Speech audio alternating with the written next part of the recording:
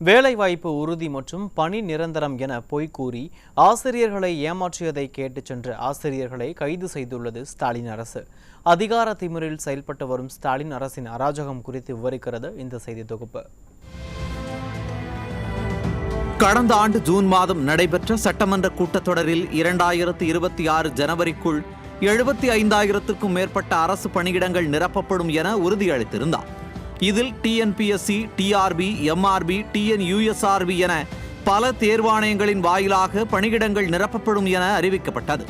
குறிப்பாக TRB மூலம் 19,260 ஆசிரியர் பணியிடங்கள் நிரப்பப்படும் என 110 விதியின் கீழ் அரசு அறிவித்திருந்தது. ஆனால் 2025 ஏப்ரல் நிலவரப்படி ஒரு பணியிடமும் நிரப்பப்படவில்லை. இதனால் வேதனையடைந்த நூற்றுக்கணக்கான பட்டதாரி ஆசிரியர்கள் ஸ்டாலின் வீட்டுக்கு மனு கொடுக்க சென்றனர். அங்கு அவர்களுக்கு கைதே விடையாக கிடைத்துள்ளது. ஆம், மனு கொடுக்க சென்ற நூற்றுக்கணக்கான பட்டதாரி ஆசிரியர்களை கைது செய்து தேனாம்பேட்டை மண்டபத்தில் அடைத்துள்ளது விடிய அரசின் காவல்துறை. ஸ்டாலின் அரசின் அராஜக செயலால் கண்ணீர் சிந்திய ஆசிரியர்கள் வாக்குறுதியை நிறைவேற்றாத அரசின் செயல் நியாயமா என கேள்வி எழுப்பினர்.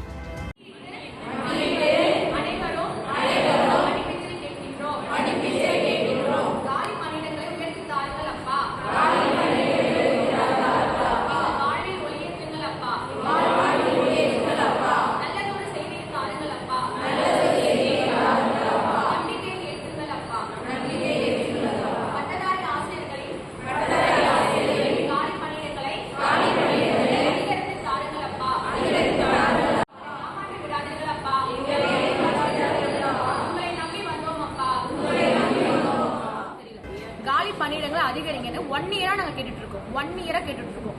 பார்க்காத மினிஸ்டர் கிடையாது, போகாத இடம் இல்ல. சிஎம் அவ்வளவு தடவை நாங்க அப்ரோச் பண்ணிருக்கோம். இப்பயுமே எங்களுக்கு சரியான பதில் வரல. ஆனா ஆனுவல் பிளானர் விட்டுருக்காங்க. அது எதற்கு சரிங்க? தற்காலிக ஆசிரியர் வச்சு ஸ்கூல் ரன் பண்றீங்க. 5154 தற்காலிக ஆசிரியர் எதற்கு? தகுதி வாய்ந்து நாங்கள் இருக்கும் போது தற்காலிக ஆசிரியர் எதற்கு? அதுதான் எங்களோட கேள்வி. தகுதி இல்லைன்னா பரவாயில்ல, நீங்க 1க்கு 3 எக்ஸாம் பாஸ் பண்ண சொன்னீங்க, எல்லாத்தையும் பாஸ் பண்ணிட்டோம்ல, மார்க் எடுக்க சொன்னீங்க, எடுத்துட்டோம்ல. இதுக்கு மேல எங்களை நாங்க எப்படி நிரூபிக்கணும்? எங்களுக்கு புரியலங்க சார்.